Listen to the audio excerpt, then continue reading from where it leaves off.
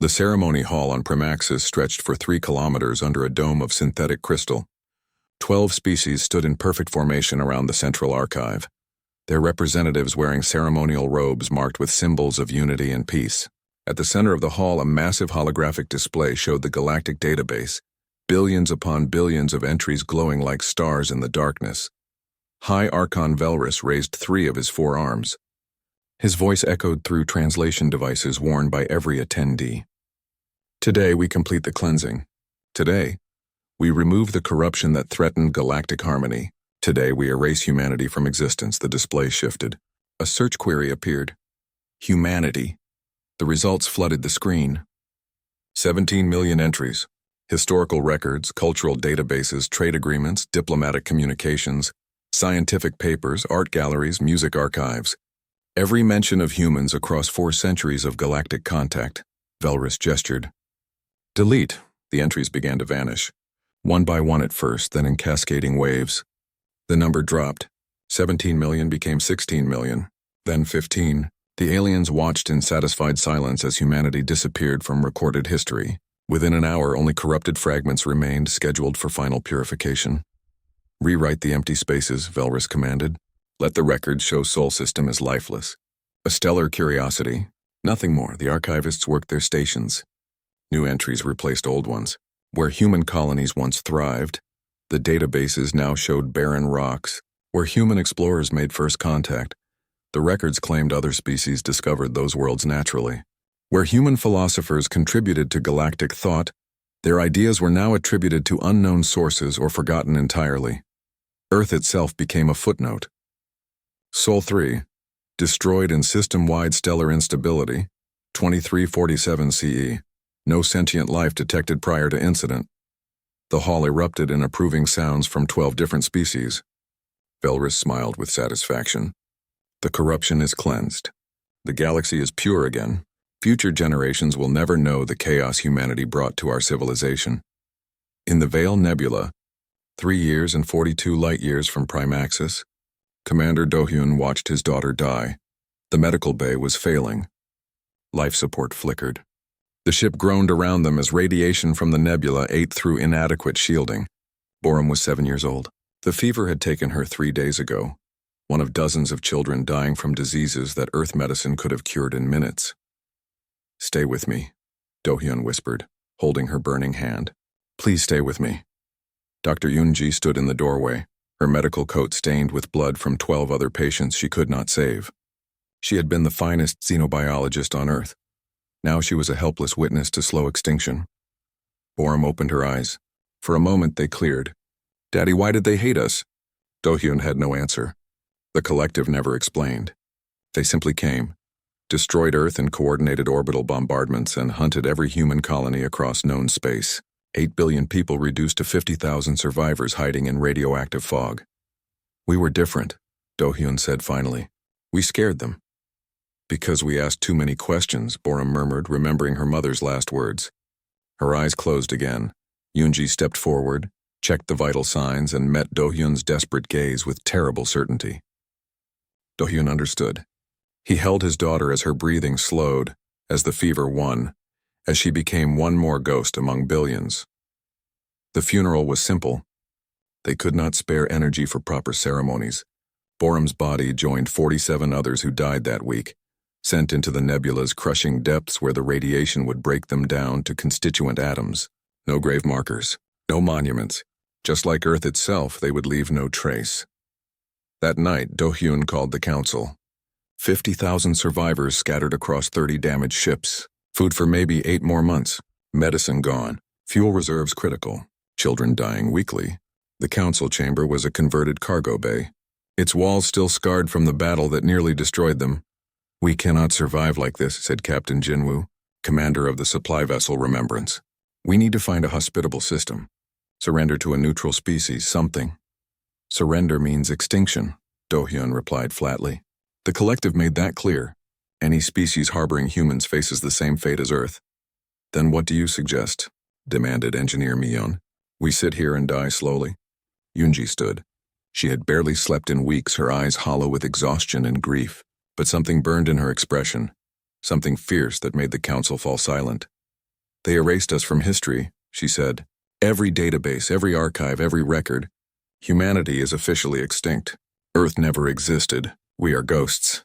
Yes, Jinwoo said bitterly. And ghosts can do things the living cannot.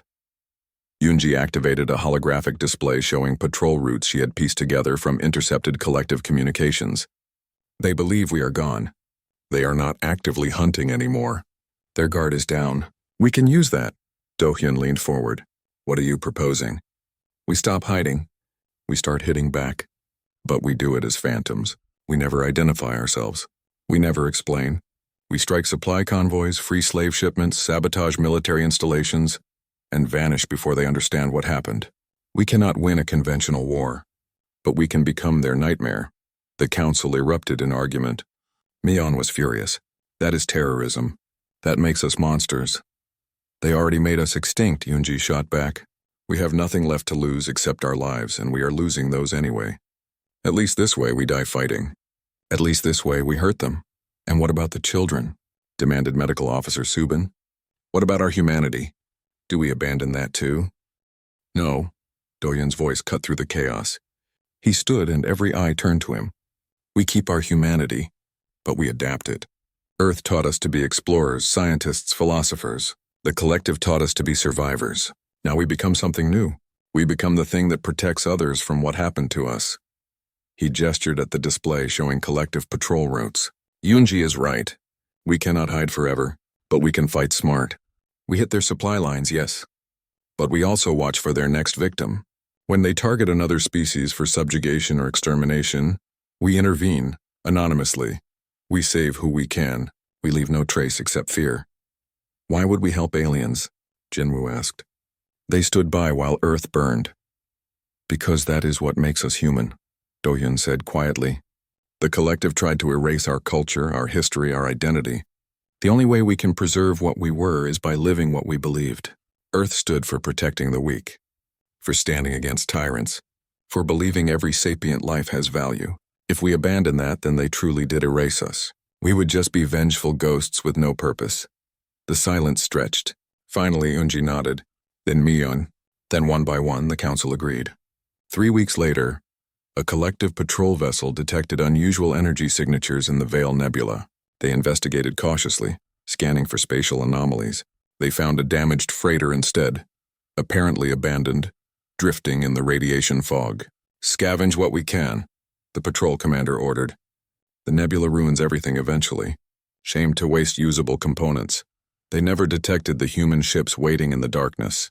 They never saw the boarding parties until it was too late. The humans moved like liquid violence, fast and silent, using weapons cobbled together from salvage and desperation. They killed efficiently without mercy, learning as they fought. They seized the patrol vessel's computers, downloading navigation data, military codes, and communication protocols. They took weapons, food, medicine, and fuel. They left nothing behind except bodies and a message spray-painted on the command deck wall. Not a word, not a threat, just a symbol. A simple handprint reaching upward, fingers grasping toward a 5-pointed star. When collective reinforcements arrived 6 hours later, they found the patrol vessel drifting empty. Crew dead, system stripped, and that strange symbol, crude but unmistakable, painted in places where anyone investigating would see it. The report filed by the investigating commander listed the incident as unknown hostile encounter, possible pirate activity. The symbol was noted as primitive marking of unclear significance. The collective had successfully erased humanity from every database, but they could not erase humanity from existence. And now, in the darkness between stars, the ghosts of Earth were learning to haunt their killers. Dr. Yoonji stood before the survivors that night, holding a datapad containing every scrap of human culture they had managed to preserve. Literature, music, history, philosophy, everything that made them who they were. They took our world, she said. They took our records. They took our place in history, but they cannot take our actions. From now on, we write our story not in databases, but in deeds, not in archives, but in lives saved. We may never be remembered by name, but we will be remembered. 12-year-old Ha-jun listened from the back of the assembly. He had lost everyone. Parents, siblings, friends. Earth was a fading dream. But Yoonji's words ignited something in him. He understood now what they were becoming. Later, in the machine shop, he carved their new symbol into a piece of salvaged hull plating. A hand reaching up, grasping a star, refusing to fade into darkness. The Ghost War had begun. 50 years had passed since the erasure. The collective empire spread across 3 spiral arms, prosperous and peaceful by all official measures. New species joined regularly, eager for the security and technology that membership provided. The destruction of humanity was ancient history, mentioned only in classified military archives that few bothered to access. But on the frontier, strange stories circulated. Admiral Borum listened to the latest report in her command center. Deep inside the asteroid base humans called Haven 7. She was 47 years old and had commanded humanity's military forces for 20 years. Her father Do-hyun had died 15 years ago. His body returned to the nebula like so many others. She carried his determination like armor. Another one, her intelligence officer reported. The hologram showed a collective slave transport, drifting powerless near the Kelnara system. Crew dead. 700 Nemorian prisoners missing. No distress signal. No evidence of combat. They just stopped. Same pattern as the others? Identical. Power systems overloaded from inside. Life support cut to crew sections only. Escape pods launched toward the nearest habitable moon. And this. The hologram zoomed on the transport's cargo bay wall, carved deep into the metal, the hand reaching for a star. Borum smiled coldly. The Phantom Squad does excellent work. Make sure the Nemorians reach the sanctuary on Outpost 12. Assign 3 volunteers to teach them basic agriculture and defense. Then move the squad to the Valorian sector. Intelligence suggests another slaving operation beginning there. Human forces now numbered 200,000 across 12 hidden bases. The survivors had learned not just to survive but to thrive in the shadows. They built ships from salvaged components, manufactured weapons in secret foundries, and recruited specialists from the few humans born since the Exodus. They never stopped, never revealed themselves, never asked for recognition, and slowly, inevitably, the galaxy noticed. Merchant Tajin walked through the trading post on Valorum III, his biosynthetic disguise making him appear as a typical Valoxian trader. Small, gray-skinned, forgettable, perfect cover. He had lived as a Valoxian for 30 years. So deep undercover that even other human agents did not know his true identity. He stopped at a data terminal, apparently checking commodity prices. His fingers moved across the interface in patterns that looked random, but actually accessed hidden subroutines he had installed years ago. Classified collective military deployments, research projects, political communications, all of it flowed into encrypted data packets that would reach Admiral Borum within hours. A young Nemorian approached him hesitantly. Nemorians were a recent addition to collective space, their homeworld conquered 3 years ago. They were small, with pale blue skin and large dark eyes that seemed to hold permanent sadness. "Excuse me?" The Nemorian whispered. "You are Valoxian, yes? My people say Valoxians are fair. I need advice." Tajin kept his expression neutral. "I am busy, yet please." "My sister was taken by slavers last month. But 3 days ago she returned. She and 40 others. They were freed by—" The Nemorian looked around nervously. "By the Dark Saviors. She said they came from nowhere, killed the slavers in seconds, and spoke words she did not understand.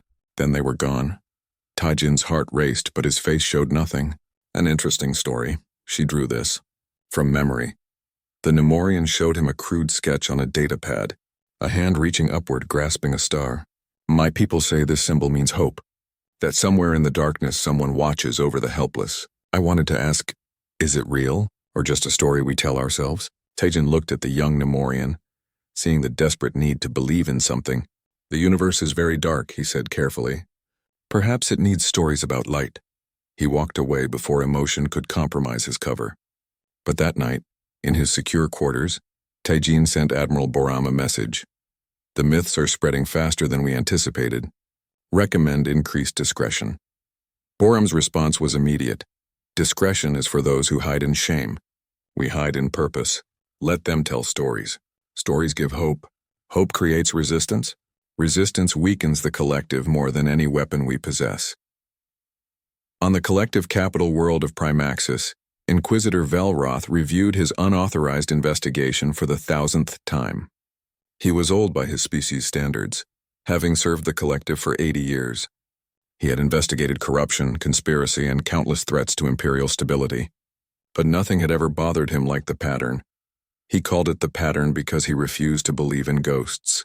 There had to be a rational explanation. 73 incidents over 50 years. Slave transports disrupted. Supply convoys vanished. Military installations sabotaged. Prison camps emptied. Always on the frontier. Always without witnesses. Always marked by that same crude symbol. The collective's official position was clear. Random criminal activity, spatial anomalies, internal theft by corrupt officials. Nothing coordinated.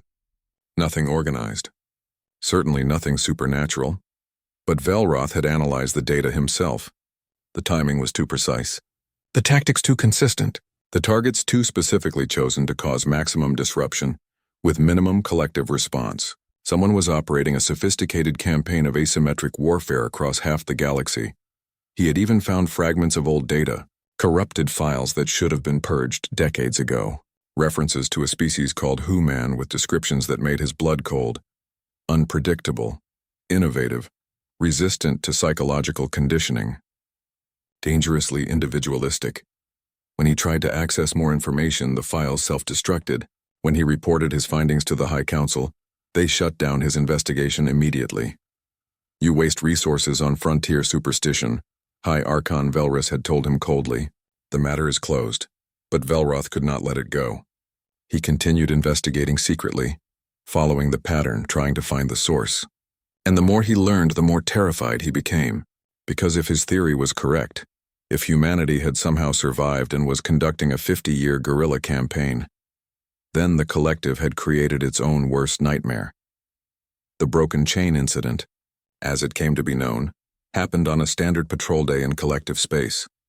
A military fleet of 30 warships prepared to escort colonization, transports to Nemoria Prime. The Nemorians had been, officially invited to relocate from their resource poor, homeworld to a collective mining colony. Everyone understood what invitation meant: compliance or destruction. Admiral Borum watched from her flagship, hidden in the debris field of a shattered moon. She had 50 ships against their 30, but the collective vessels were newer and better armed. This would cost human lives, but some things were worth the cost. They are loading the Nemorians now, her tactical officer reported. 2 million civilians. They believe it is voluntary relocation. It is slavery, Borum said flatly. And we did not survive extinction to watch it happen to others. All ships prepare for combat. Remember, we hit hard and fast. No mercy for the military, no harm to the civilians, and no identification. We are ghosts. The human fleet dropped out of hiding like sharks rising from deep water. They hit the collective formation from 4 directions simultaneously, using tactics no military academy taught because those tactics assumed expendable assets and acceptable suicide ratios. The battle lasted 7 minutes. Human ships rammed collective cruisers at relativistic speeds, sacrificing themselves to crack enemy shields. Boarding parties teleported directly onto command decks, killing officers before security could respond. Hacking teams seized control of collective weapon systems and turned them against their own fleet. The collective ships never had time to call for reinforcements.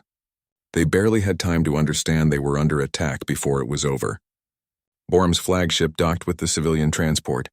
She walked through the corridors personally, her combat armor still smoking from the battle. 2 million Nemorians stared at her in terrified confusion. They had been told they were being relocated for their own good.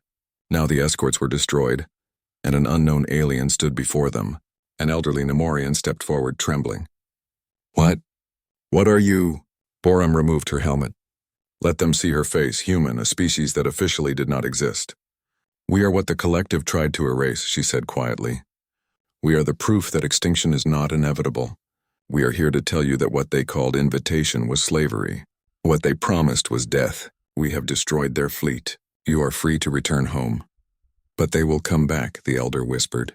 They will destroy our world for resisting. No, Borum smiled grimly, because you will tell them you were attacked by unknown pirates. You will say your rescuers never identified themselves. You will describe the attackers as shadows and nightmares, and you will survive. She turned to leave, then paused. We were erased. We will not let it happen to others. She carved the symbol into the transport's bulkhead with her combat knife, one swift motion. a hand reaching upward, grasping a star. Then the humans were gone, vanishing into the debris field as mysteriously as they had appeared. The Nemorians returned home with a story that spread across their world in hours. The Dark Saviors were real. The Nameless Guardians existed. Somewhere in the void, someone was fighting the collective. Within a year, 17 species had similar stories. Rescues with no explanation, liberation with no reward, justice delivered by beings who refused to identify themselves. The myths grew richer with each telling. Some species said the saviors were ancient gods. Others claimed they were the universe's immune system, destroying civilizations that grew too cruel.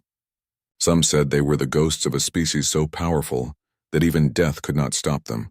In her command center, Admiral Borum read the intelligence reports with satisfaction. The stories were not entirely accurate. Humans were not gods. They were exhausted survivors barely holding together a military force across impossible distances. But the stories gave hope, and hope was a weapon more powerful than any ship in her fleet. Inquisitor Velroth finally found proof. A trading post on the frontier had security footage from 70 years ago, before the Purge, showing a human merchant. He compared the body structure, movement patterns, and tactical behaviors to recent combat footage from raids. Perfect match. Humanity was alive, and they had been waging war on the collective for half a century. He prepared his report carefully, including every piece of evidence. This time they could not ignore him. This time they would have to act. But before he could submit it, his investigation was discovered. Not by the High Council, by something else. Velroth woke in his quarters to find his computer completely wiped. Every file gone, every backup deleted. On his screen, a message in simple galactic standard. Stop looking. Some ghosts preferred to remain dead.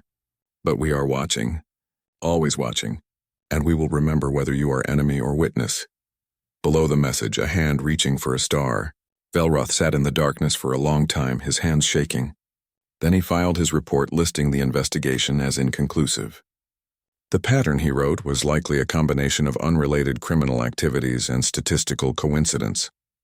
He never investigated humanity again, but he never forgot what he had learned. And late at night, alone in his quarters, he wondered if the universe might be better off with humanity's ghosts watching over it than with the collective's order ruling it. Captain Jiwan had never seen Earth. She was born on Haven 7, raised in the cold corridors of an asteroid base, trained for war from the moment she could walk. She was 28 years old and commanded the Ghost Fleet, humanity's most elite strike force. 100 ships built from salvaged alien technology and human desperation. Ships that could hide in places sensors said were empty. She studied the holographic display showing the Calyx slave markets. 15 species were being auctioned today. Children, mostly, taken from conquered worlds and sold to the highest bidder. The collective officially condemned slavery while looking the other way, when frontier corporations engaged in it. We hit them at auction peak, G1 said to her command crew. Maximum chaos, maximum liberation. We take the slaves, destroy the auction house, and leave the usual message. Standard Phantom Protocol. Her second officer, Min Seok, frowned. Command is concerned we are becoming too visible. Too many raids. Too many witnesses. Good, G1 replied. Fear is a weapon. Let them see us. Let them wonder what we are. The Ghost Fleet struck at dawn, local time. One moment the sky was empty. The next, 100 ships materialized from nowhere, their stealth fields collapsing in perfect synchronization. They hit the slave markets like a hammer from heaven. Jiwan led the ground assault personally. Her team moved through the auction house with lethal precision, killing guards, hacking restraint systems, and herding terrified slaves toward extraction points. She found a Nemorian child clutched in a corner, maybe 6 years old, trembling in terror. Jiwan knelt, making herself small and unthreatening. I am here to take you home. Are you the Dark Saviors? The child whispered. Jiwan hesitated, then nodded. Yes, that is what they call us. My grandmother said you were a story, to make us feel safe. Stories can be real, Jiwan said gently. Come, your family is waiting. They extracted 4,000 slaves, destroyed the auction house, left the symbol carved into every available surface, and vanished before collective reinforcements arrived. But this time something was different. Jiwan had left her helmet recorder running during the extraction. The footage showed her face, her human features unmistakable, and she had done it deliberately. Admiral Borum was furious when she reviewed the recording. You compromised operational security. You revealed yourself. With respect, Admiral, we cannot hide forever, Jiwan replied. We have been ghosts for 100 years. Perhaps it is time to become something more. We survive by being invisible. We survive by being feared, Jiwan countered. And fear requires an identity. Let them know humans still exist. Let them know we remember everything. Let them know we are coming for every slave chain in the galaxy. Borum stared at her protege for a long moment. Finally, she sighed. You sound like my father. He would have agreed with you. Then maybe he was right. That night, Admiral Borum made a decision that would change galactic history. She authorized a transmission to every major communications hub in collective space. The signal was untraceable, routed through 1,000 relay points, but the message was clear. Jiwan appeared on screens across 50,000 worlds. Her face was human, undeniably impossibly human, the species that had been erased from history. I am Captain Jiwan of the Human Resistance, she said calmly. For 100 years you have told yourselves humanity was extinct. You deleted our records. You rewrote history. You believed we were gone. She paused, letting that sink in. You were wrong. We survived, we grew, we learned, and we have spent a century watching you. Every slave ship you sent into the darkness, every colony you subjugated, every species you tried to erase. We were there. We freed who we could. We fought when we must. We became the ghosts you feared. Another pause. But we are tired of being ghosts, so let me be clear. Humanity remembers everything. We forgive nothing. And we are coming for every chain, every collar, every cage in this empire. Not for conquest, not for revenge, but because we know what it means to be erased, and we will not let it happen to anyone else. The transmission ended with humanity's symbol filling the screen, a hand reaching upward, grasping a star. The galaxy exploded into chaos. Historian Minseo watched the political fallout from her research station on New Haven, humanity's mobile university hidden in deep space. She was 41 years old, had never seen Earth, and had dedicated her life to studying something impossible: how myths about humanity had evolved across alien cultures. She had collected stories from 17 species, prophecies, legends, religious texts, all independently created yet sharing strange similarities. The Nemorians sang songs about the guardians who speak the old tongue.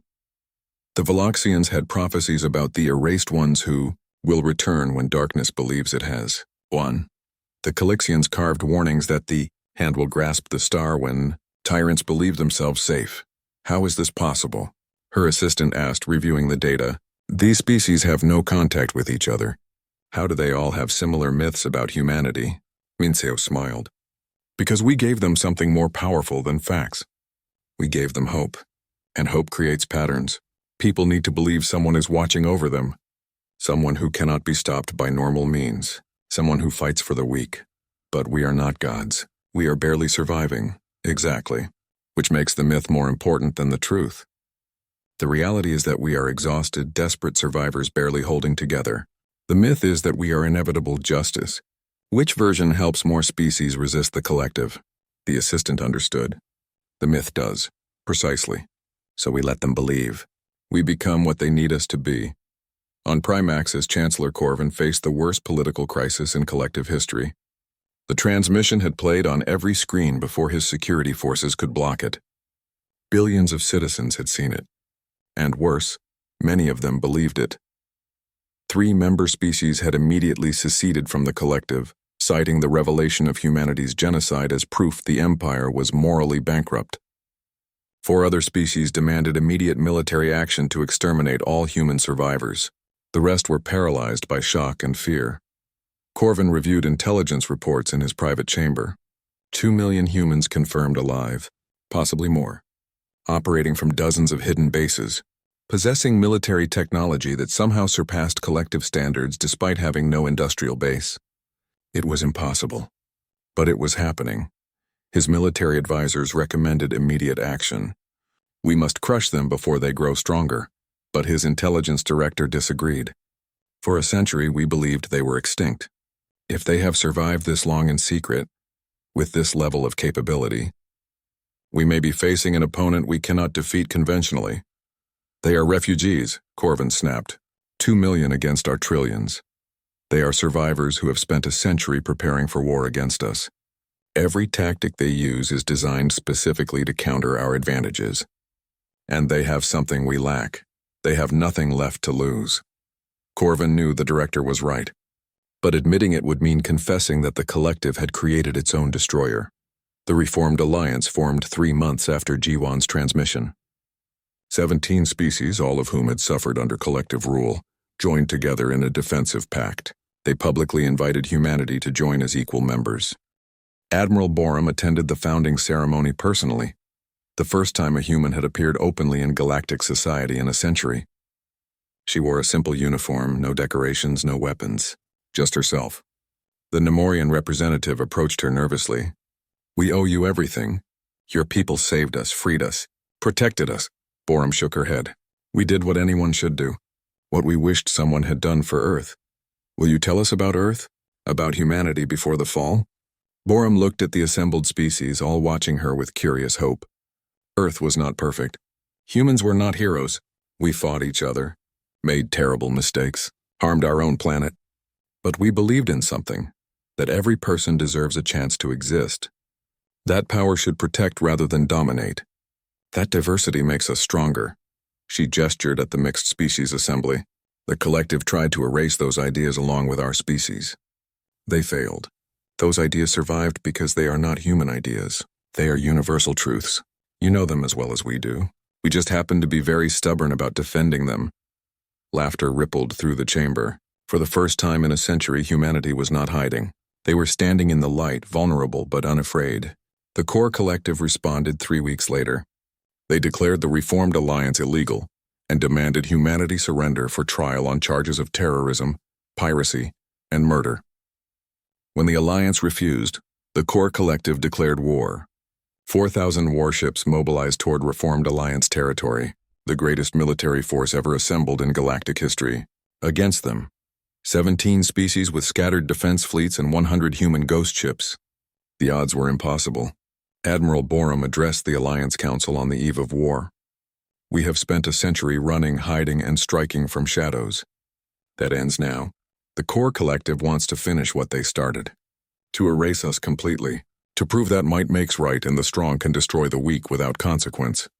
She activated a hologram showing troop deployments, battle plans, and tactical analyses. All of it looked hopeless. They have more ships, better technology, greater numbers. By every logical measure, we should lose. But they are missing one critical fact. We have already lost everything. Earth is gone. Most of our people are dead.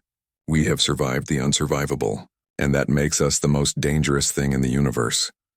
She looked at each council member in turn. They think this is a war of conquest. But it is a war of philosophy. A war to decide whether the erased can return, whether the extinct can rise, whether legends can be real, and we will prove on every battlefield in every system that the answer is yes. The Alliance representatives stood one by one, pledging their forces to the fight. General Sun Wu, humanity's supreme military commander, reviewed the first battle plans. He was 60 years old, had fought for 40 of them, and had never commanded a conventional war. Everything about this terrified him. "We cannot win a straight fight," he told his staff, "so we do not fight straight. We fight like humans. Unpredictable, creative. Absolutely refusing to accept that impossible means impossible." He pointed at the star map. "The core collective expects us to defend Alliance territory. Instead, we attack their supply lines, their industrial worlds, their political centers. We make them defend everything, which means they defend nothing well. We turn their size into a weakness." His tactical officer looked skeptical. "That requires us to be everywhere at once." Sun Wu smiled grimly.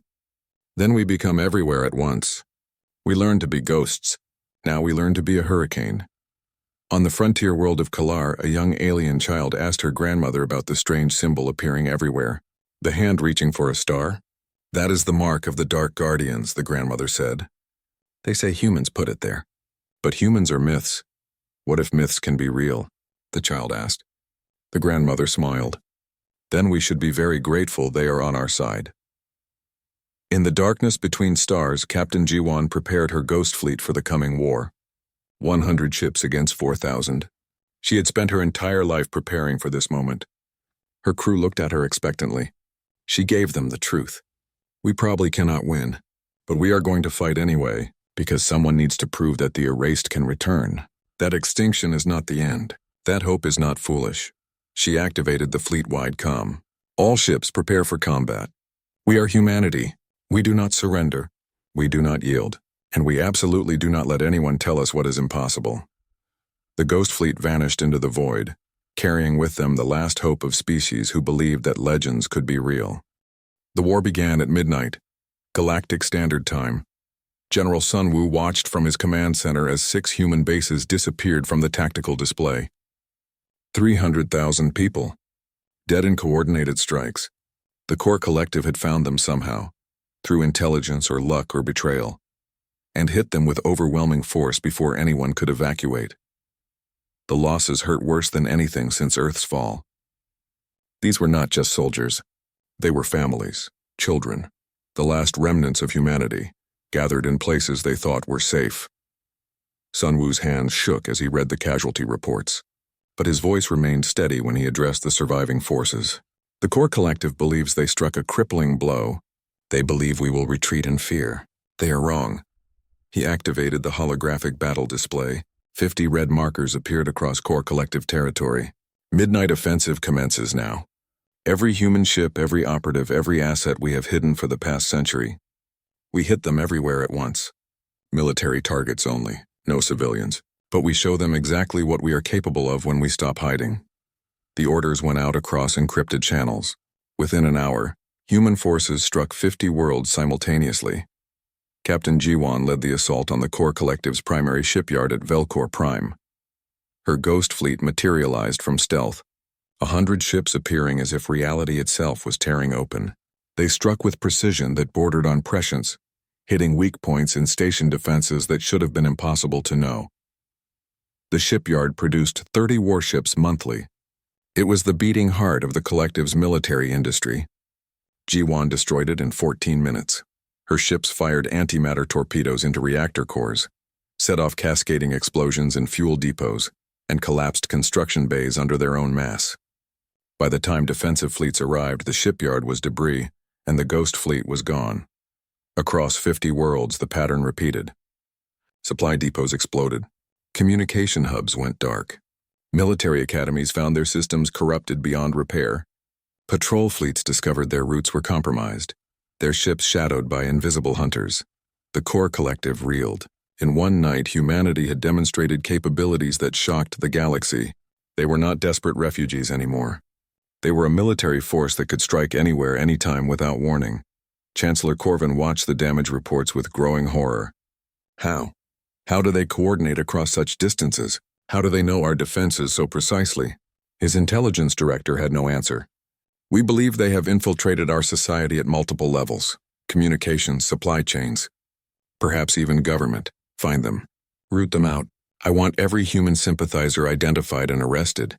But that proved impossible. Because humans were not just infiltrating. They were inspiring. Ambassador Yuna arrived on the world of Keltar openly, without disguise or deception. She wore simple clothes and carried no weapons. The Keltari government had requested a meeting after 3 of their colony worlds declared independence and joined the Reformed Alliance. The Keltari Prime Minister received her coldly. Your people are destroying the stability we have built over centuries. Yuna sat calmly. The stability of chains. The peace of prisons. You ask us to respect order built on erasing those who ask uncomfortable questions. The collective provides security, technology, prosperity. At what cost? Yuna activated a holographic display showing Earth's destruction. This was our price for being different. For questioning authority. For believing individuals matter as much as collectives. 8 billion people burned because we would not conform. She showed more images, slave markets, conquered species, forced relocations. This is the cost others pay for your stability. And you wonder why 17 species chose to leave when they learned humanity survived. They see in us proof that resistance is possible, that extinction is not inevitable, that the erased can return. The Prime Minister's expression shifted. What do you want from us? Nothing. We are not here to conquer or convert. We simply want you to understand what you are defending. The core collective chose genocide over tolerance. That choice defines them. and every species that supports them shares that choice. Una left without ceremony. 2 months later, Keltar withdrew from the core collective and declared neutrality. 3 of their neighboring species followed. The war was not just military, it was philosophical. On university worlds across neutral space, students debated human ethics and Terran philosophy. They studied Earth's history, learned about human art and literature that survived in fragments, and discussed what it meant that an extinct species had returned. The core collective tried to ban these discussions. They arrested professors who taught about humanity. They censored publications that treated humans sympathetically. But the attempts to suppress only made the interest grow stronger. One professor, arrested for teaching dangerous human philosophy, gave a speech at her trial that spread across the galaxy. They fear human ideas more than human weapons. That should tell you everything about which is more dangerous. General Sunwoo struggled with what the war was making him become. His forces were winning through tactics that cost civilian lives. Orbital bombardments that destroyed military factories also devastated nearby cities. Blockades that starved military forces also starved civilians. Sabotage that crippled enemy infrastructure also ended medical services, food distribution, and basic utilities. He met with Admiral Borum privately, his conscience heavy. We are becoming what we fought against. We are creating suffering on a massive scale. Borum understood. She had wrestled with the same questions. The alternative is surrender, extinction, proving that the strong can erase the weak without consequence. But at what cost? If we win as monsters, what have we preserved? They decided together. New rules of engagement went out to all human forces. No targeting civilian infrastructure. No attacks that would cause mass starvation or medical crises. No weapons of indiscriminate destruction. Military targets only, even when it cost them tactical advantage. The core collective noticed. Their propaganda immediately seized on it. The humans show weakness. They cannot stomach real war. But something else happened. Reformed Alliance recruitment exploded. Neutral species began quiet negotiations. Even within the core collective, dissent grew. Because humanity proved they could be ruthless but chose restraint. They demonstrated power but refused to abuse it. It was the most human thing they could do. Archon Drexus commanded the core collective's offensive forces. He was a true believer in collective supremacy. Humanity's survival offended him on a fundamental level. They were a mistake that should have been corrected. An error in the galaxy's natural order. He mobilized 1,000 warships for a single purpose: destroy humanity's largest refugee colony at Haven Prime. 500,000 civilians, mostly families of soldiers fighting on the front lines. Wiping them out would break human morale forever. His fleet entered the Kelnara system with confidence. Intelligence said Haven Prime was defended by only 50 human warships. 1,000 against 50. A slaughter. General Sunwoo commanded those 50 ships personally. He had brought his family to Haven Prime years ago, believing it the safest location. His wife and 2 children were down there, along with everyone he had sworn to protect. He studied the tactical display. 1,000 ships in perfect formation advancing with textbook precision. They expected a desperate defense, quick surrender, or futile flight. They got none of those things. All ships, Sunwoo transmitted calmly. Remember your training. We fight not for victory but for time. Every minute we delay is another shuttle of civilians reaching the evacuation coordinates. Hold the line. The 50 human ships positioned themselves in the Kelnara Nebula, a dense cloud of gas and radiation that sensors struggled to penetrate. Sunwoo knew this nebula intimately. He had studied it for 5 years, mapped every current and pocket, identified every usable hiding spot. Drexus's fleet entered the nebula cautiously. Immediately, visibility dropped to nothing. Sensors were useless in the interference. Long-range weapons could not lock targets. The humans attacked from point-blank range. Ships appeared from the gas clouds, fired everything they had, and vanished before return fire could touch them. Drexus's formation broke apart. Individual ships spinning blindly looking for enemies that seemed to be everywhere and nowhere. Human ships rammed core collective cruisers at relativistic speeds, sacrificing themselves to take down vessels 100 times larger. Boarding parties used teleportation technology that should not have worked in the nebula interference, but somehow did, seizing enemy ships from within. Sunwoo commanded from the front, his flagship dancing through the nebula like a ghost. He knew his survival mattered less than the time he bought. Every minute was another 5,000 civilians evacuated. The battle lasted 4 hours. It was the longest 4 hours in human history. 37 human ships were destroyed. 13 survived, badly damaged. Of the 1,000 core collective ships, 700 were destroyed or captured. Drexus himself survived, his flagship limping away in humiliation. When the core collective reinforcements finally arrived, they found Haven Prime empty. Every civilian evacuated. Every facility stripped. Only a message remained, carved into the largest habitat structure. You cannot kill what refuses to die. The Battle of Kelnara's Gate became instant legend. Against impossible odds, 50 human ships had held off 1,000. The galaxy watched footage of the battle in stunned disbelief. Military analysts called it impossible. Tacticians used it as proof that conventional warfare rules did not apply to humanity. But Sunwoo felt only exhaustion. They had won. They had saved 500,000 lives. And it had cost 37 ships and their crews, 12,000 soldiers who died so others could live. He visited the memorial wall that night where names of the fallen were inscribed. His hands traced the letters, remembering faces and voices. "I am sorry," he whispered. "I am so sorry." His wife found him there. She said nothing, just held him while he wept. The core collective's leadership met in emergency session. The war was not going as planned. They had superior numbers and technology, but humanity fought with tactics that defied logic. And worse, they were losing the political war. 30 species had left the collective. 50 more demanded reform. Internal dissent was spreading. Young citizens questioned the genocide that started this conflict. Soldiers expressed reluctance to fight an enemy that showed mercy when they did not have to. Corvin faced impossible choices. Escalate to total war, using weapons that would devastate entire systems. Risk splitting the collective apart. Negotiate peace. Admit the genocide was wrong. Continue the current approach. Bleed resources and credibility until collapse. He chose escalation. Mobilize the Doomsday Fleet. Prepare quantum displacement weapons. If we cannot defeat humanity conventionally, we erase every system they occupy. But his own military commanders hesitated. Using such weapons violated every galactic treaty. It would mark the collective as worse than the humans they fought. The hesitation told Corvin everything. He was losing not just the war, but the moral foundation that held his civilization together. On the frontiers, Captain G1 received her new orders with cold determination. Ghost Fleet would strike the core collective's capital at Primaxis itself, a symbolic attack to prove nowhere was safe. Her crew prepared silently. They all knew this might be a one-way mission, but they also knew it mattered. Fear was a weapon, and the collective needed to fear that their choices had consequences. The Ghost Fleet arrived at Primaxis through impossible routes, using jump points that navigation computers said did not exist. They materialized in orbit. 100 ships appearing above the capital world where the genocide of humanity had been celebrated a century ago.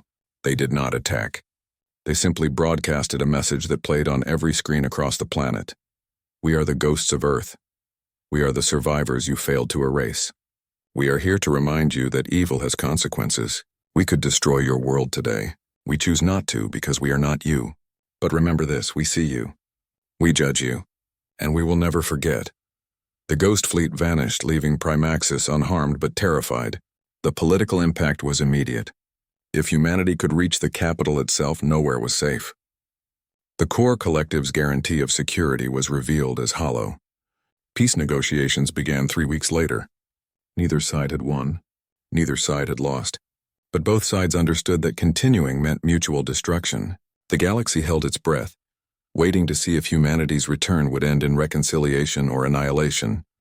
The peace negotiations took place on neutral ground, a small moon that belonged to no one. Ambassador Yuna represented humanity. Chancellor Corvin represented what remained of the core collective. Between them sat representatives from 70 species watching to see if reconciliation was possible. Corvin opened with justification. Humanity threatened galactic stability. Your philosophies of individualism and questioning authority undermined the order we built over millennia. Yuna listened calmly, then responded with truth.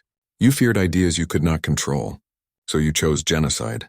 8 billion people burned not because we attacked you, but because we asked questions you could not answer. And when that failed to erase us, you hunted the survivors.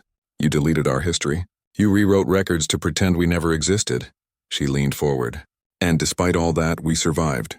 We grew, we fought back, not to conquer you, but to ensure no other species suffers what we suffered. That is what terrifies you. Not our weapons, not our tactics, but the proof that your attempt at erasure failed completely. The negotiations lasted 6 months. Both sides made concessions. The core collective officially acknowledged the genocide and apologized. They agreed to release all classified records about Earth's destruction. They accepted humanity's right to exist without restriction. Humanity agreed to stop military operations. They accepted limitations on fleet size and weapons development.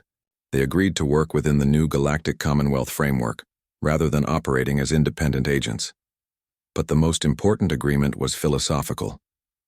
The Commonwealth's founding charter included a phrase written by Una herself.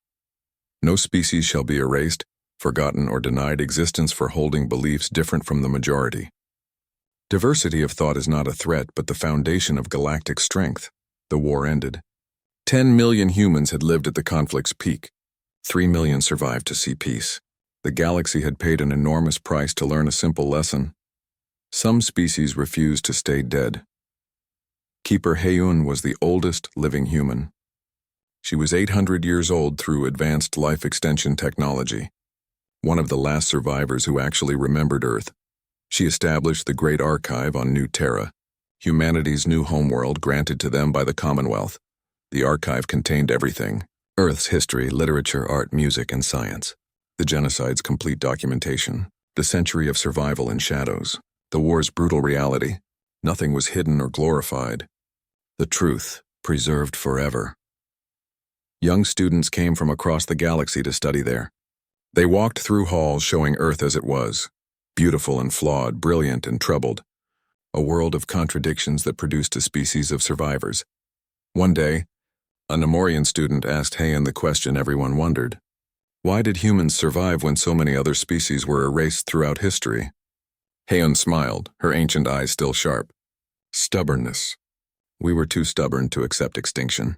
Too stubborn to surrender. Too stubborn to believe that impossible meant impossible. Earth taught us to adapt.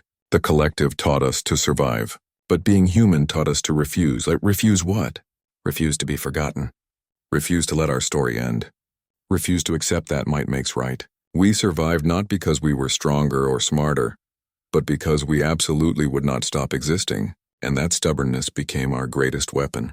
The archive grew as decades passed. Humans contributed their personal stories. Soldiers described battles.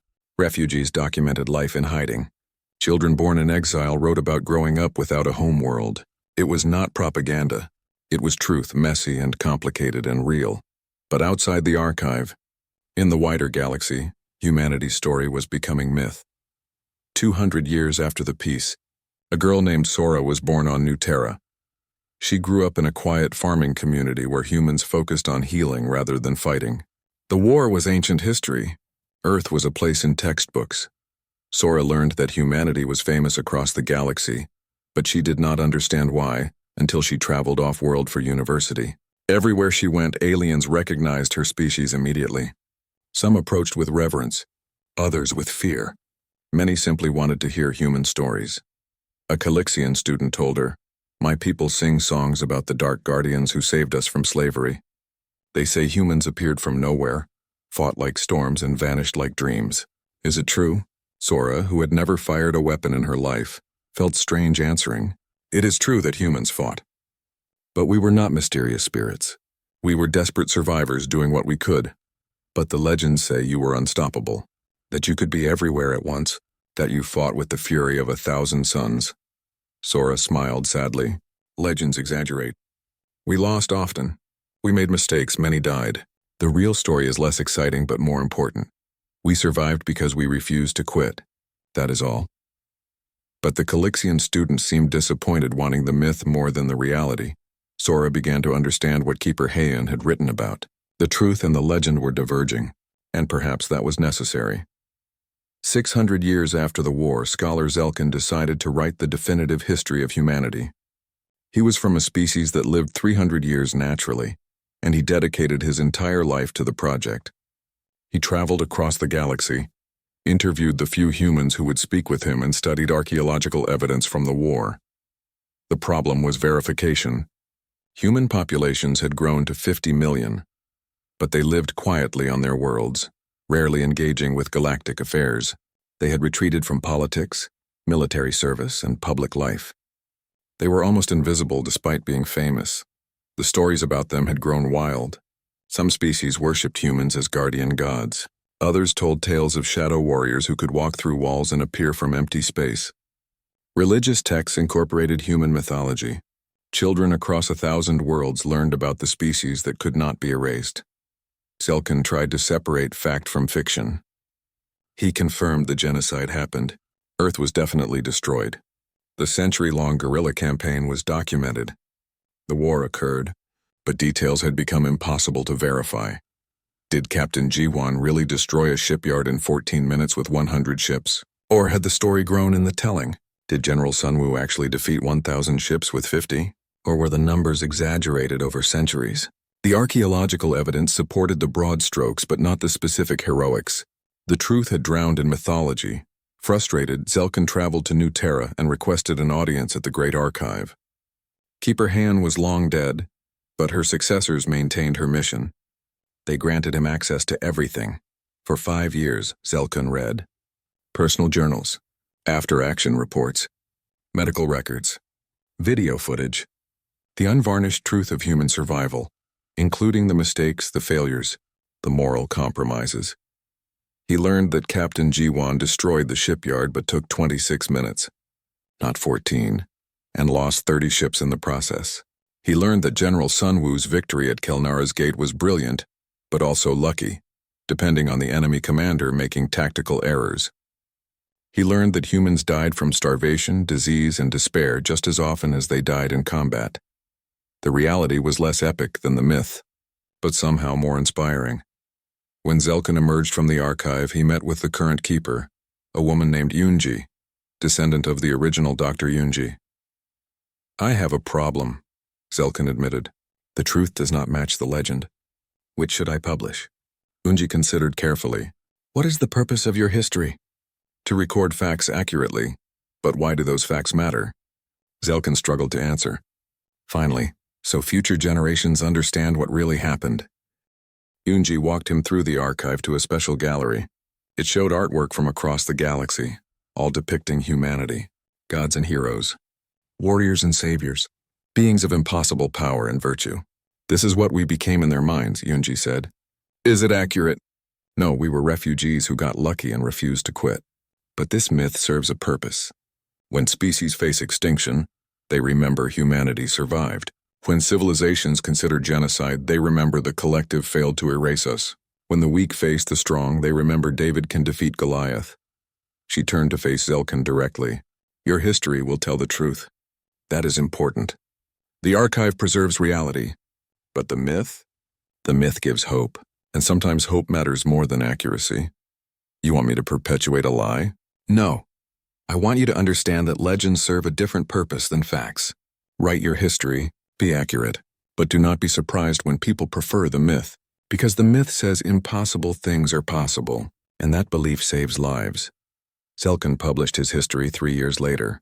It was thorough, well-researched, and honest. It showed humanity as real people, flawed and struggling, who survived through stubbornness and sacrifice rather than supernatural power. The history was widely praised by academics. It won prestigious awards. It was taught in universities, but the popular culture ignored it. The myths continued. Children still played games about the Dark Guardians. Artists still painted humans as larger-than-life heroes.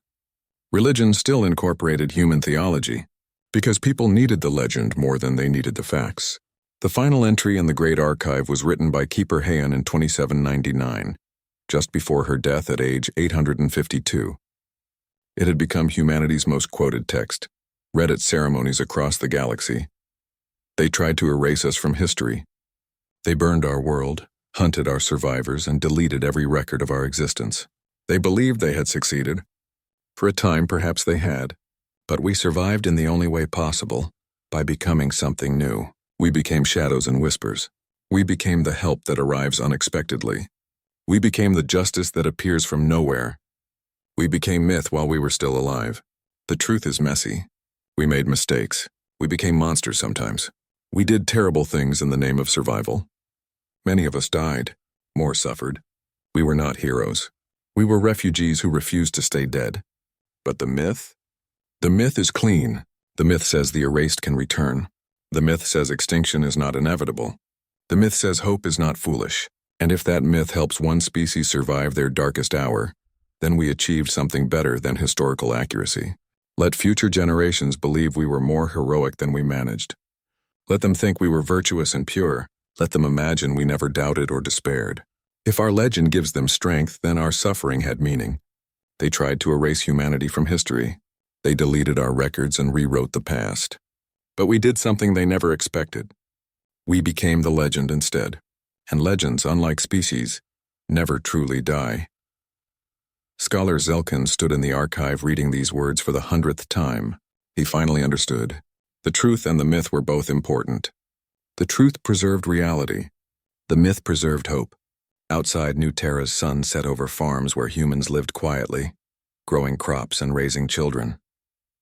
They were not warriors anymore. They were farmers, teachers, artists, and scientists. They had no desire to rule the galaxy or prove anything to anyone.